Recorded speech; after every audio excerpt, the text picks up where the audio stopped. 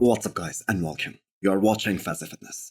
Let's start this video with James Hollingshead and his new physique update at less than 4 weeks out of this year's Arnold Classic. He's certainly reaching new heights in terms of his physique and his overall confidence. He is more or less ready, and that is the reason he is getting those cheat meals every few days. I mean, the guy is just a few weeks out of the second biggest bodybuilding show of the year, and he is eating cheat meals after every few days. And here is the crazy part. That has been working so well for James. So normally Milos is a guru that believes in bumping up the same clean food like rice or potatoes for the purpose of refeed. And Samson Dauda is a perfect example of that. All the people who have followed Samson's journey throughout his prep, I don't think they have ever seen him eat burgers or fries this close to the shoe. And Regan Grimes is another example. But James Hollingshead is altogether a different athlete. And he is setting himself as a great contender for that top 3 to top 5 place at this upcoming Arnold. Now, we all know he isn't going to beat either Hadi Choopan or Samson Dauda. But all the other guys like Rafael Brandao, or Harsamdi, or Antoine, or Shaban, they are very much beatable. And it's all going to come down to how perfectly he is peaked. Now, we all can agree that Rafael Brandao definitely has a better shape. And Harsamdi definitely have better standout body parts. So James has to rely on his strength, which is grainy hard muscularity, that rock hard conditioning, and the free factor that he has. And from the looks of his recent updates, there is hardly any fat to lose at this point. So where do you guys have James placing at this upcoming Arnold? Keon Pearson hitting the front double bicep next to Gundam, who not only is an IFBB pro, but he is qualified for the Olympia 2024. That gives you the perfect definition of the greatest genetics versus good genetics.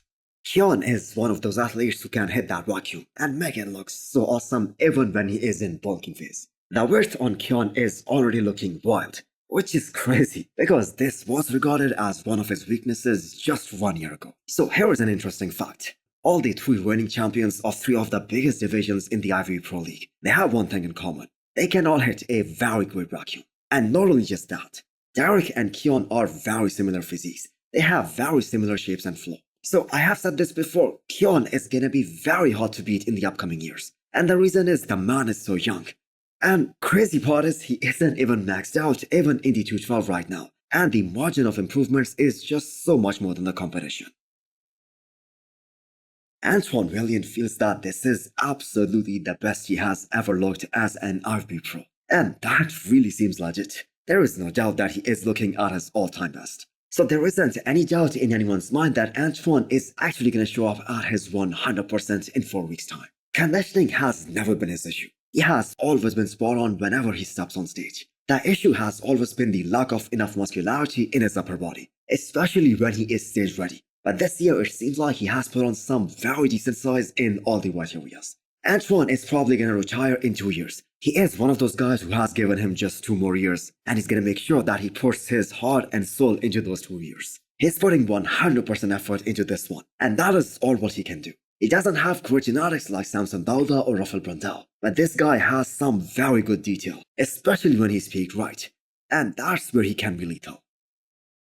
Sadik Hovic has been off the radar for quite some time now. This guy has been competing for a long time. He reached his career's height in the men's physique in 2014 and 2015, when he was the runner-up against Jeremy Bundea twice. So, he switched over to classic physique, but here is the question. Was he a great classic physique competitor? Now, absolutely no disrespect here. I have to say he wasn't. Even back in 2016, when classic physique was introduced, and when he first switched over to classic physique, he got 3rd place at the Olympia that year. And even that placing did not make any sense, because most of the bodybuilding community agrees that Brian Ansley should have been at least 3rd. So Sadik is now back in the men's physique, and he is aiming to return to the stage in 20 weeks' time. And we saw in 2022 that Sadik's physique is still liked by the judges. He won the Pittsburgh Pro in 2022, but he did not compete at the Olympia that year due to some health issues. So the plan remains the same for 2024. Win a show and punch his ticket to the Olympia, and see where he lands.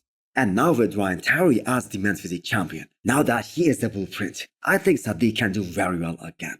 So hit the thumbs up button if you liked the video, and smash the subscribe button if you wanna come back for more.